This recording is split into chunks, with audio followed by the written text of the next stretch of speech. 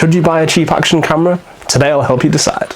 This is the AKASO V50 Pro, and it cost me £89 or around $112. As action cameras go, this is probably one of the more budget options you have. The highest resolution you're going to get on the AKASO is 4K 30, then you've got 2.7K 30 FPS, you've got 1080p at 60 FPS, 1080p at 30 FPS. If you want 120 FPS, you're going to have to go down to 720p, so it's probably not going to be the best. I have image stabilization on in 4K 30.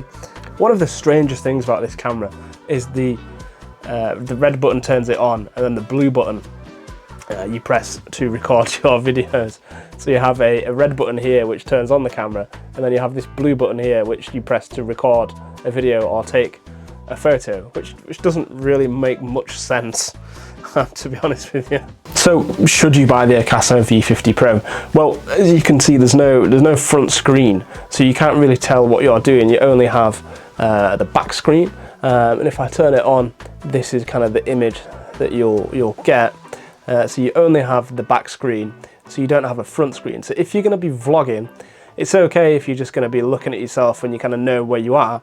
But if you want an action camera that has a front screen, this probably isn't the one for you. If you're going to do a vlog, you couldn't use this for vlogging because the sound quality is fairly terrible. When it comes to image quality, it's not that bad in certain circumstances. So if you're doing a transition shot, say you're walking over the camera or walking down some stairs and the camera is in a still position, it's not actually that bad. But if you pick it up and you start walking around, the footage is really shaky. It's not very good.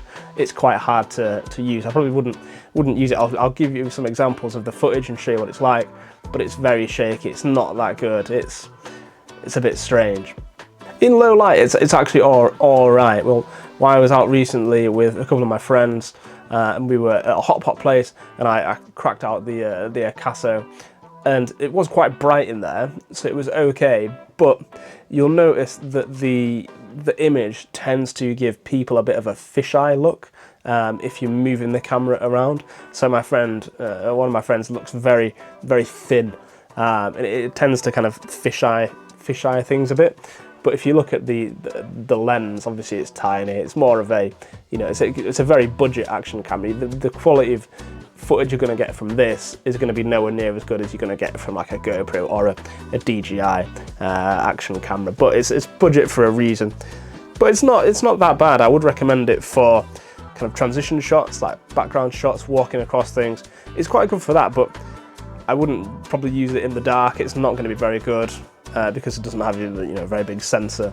But overall, for the price, if you're just a beginner, then yeah, maybe it's something for you. But the things you need to think about are you can't attach an external microphone, so it's going to be terrible for vlogging.